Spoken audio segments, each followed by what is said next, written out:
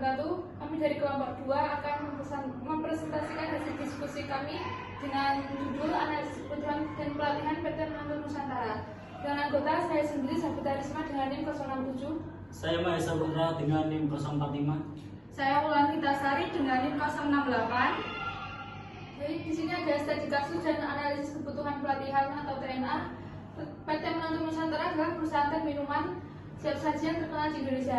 Perusahaan ini sedang menghadapi dinamika pasar yang semakin kompetitif dengan penurunan top brand indeks dari tahun 2017 sampai 2021. Oleh karena itu, PT Menantu Nusantara memerlukan program pelatihan yang dapat meningkatkan kompetensi sumber daya manusia. Maka kebutuhan yang diperlukan meliputi yang pertama ada analisis penyebab penurunan, yang kedua ada strategi pemasaran yang efektif, dan yang terakhir ada pengembangan strategi digital. Selanjutnya ada perancangan dan pengembangan mutu pelatihan atau brand education dan digital marketing innovation. Tujuan pelatihan yang pertama adalah mengembangkan kemampuan inovasi dan kreativitas tim, pemasaran dalam menciptakan strategi promosi baru, dan yang kedua adalah meningkatkan keterampilan digital marketing dan komunikasi merek yang relevan dengan tren konsumen muda. Yang terakhir adalah meningkatkan keterlibatan karyawan dalam membangun citra merek positif. Selanjutnya ada sasaran peserta. Yang pertama ada bagian pemasaran, promosi dan komunikasi, dan yang kedua ada staf media sosial dan digital marketing, dan yang terakhir ada supervisor. Untuk durasi pelatihan, total waktu yaitu 4 hari 32 jam pelatihan, dan waktu dari jam 8 pagi sampai jam 4 sore, dan untuk tempat training center PT Menantu Nusantara Surakarta. Oke, selanjutnya ada perancangan dan pengembangan modul pelatihan brand rejuvenation dan digital marketing innovation. Untuk narasumbernya, yang pertama konsultan pemasaran dan branding profesional, lalu yang kedua praktisi digital marketing dan komunikasi merek, yang ketiga HRD PT Menantu Nusantara sebagai fasilitator internal. Lalu untuk metode pelatihannya, yang pertama workshop interaktif, yang kedua simulasi dan role play, yang ketiga diskusi kelompok dan brainstorming, lalu yang keempat simulasi proyek dan presentasi.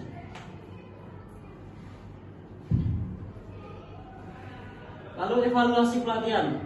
Untuk yang pertama, 90% peserta merasa puas dengan materi dan metode pelatihan.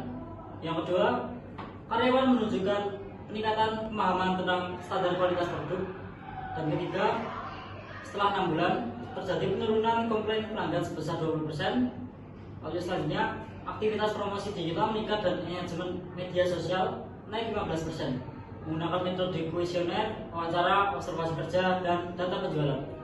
Lalu output dari pelatihan tersebut, tim pemasaran mampu membuat strategi promosi digital baru untuk tersusun kampanye media sosial bertema rasakan keasliannya dengan Menantu Nusantara, meningkatnya inovasi dan kerjasama tim internal. Lalu yang terakhir, target peningkatan brand awareness minimal 10% dalam 6 bulan. Lalu ada simulasi dan pelaksanaan pelatihan. Untuk hari yang pertama, orientasi dan dasar penyegaran merek. Untuk materi dan kegiatannya, yang pertama pembukaan dan orientasi program, lalu pengenalan konsep brand rejuvenation, dan terakhir studi kasus penurunan brand. Untuk diskusinya, mengapa generasi muda beralih ke merek lain, dengan metode ceramah, diskusi kelompok, dan durasi 8 jam. Lalu untuk hari kedua, analisis konsumen dan strategi pemasaran. Untuk materi dan kegiatan, yang pertama consumer insight dan market analysis. Lalu yang kedua, tren perilaku konsumen Gen Z. Yang ketiga, segmentasi pasar dan strategi komunikasi efektif. Dan yang terakhir, workshop membuat pesona pelanggan menggunakan metode workshop dan simulasi, dan durasi 8 jam. Selanjutnya untuk hari ketiga yaitu digital marketing dan konten kreatif. Untuk materi yang akan disampaikan, yang pertama pengenalan digital marketing tools, kedua kreatif konten dan branding storytelling, ketiga praktik membuat konten digital, keempat analisis kampanye pesaing dengan menggunakan metode praktik langsung, role play, simulasi digital dengan durasi 8 jam. Untuk hari keempat Dengan kegiatan simulasi kampanye dan evaluasi, materi yang disampaikan yang pertama campaign planning dan execution simulation. Yang kedua, presentasi proyek kampanye digital tiap kelompok. Ketiga, evaluasi fasilitator dan manajer pemasar. Yang keempat, refleksi hasil pelatihan dan tindak lanjut dengan menggunakan metode simulasi proyek, presentasi, dan umpan balik dengan menggunakan durasi 8 jam.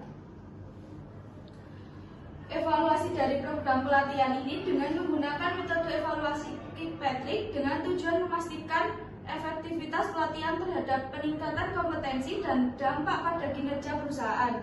Secara umum, hasil evaluasi menunjukkan bahwa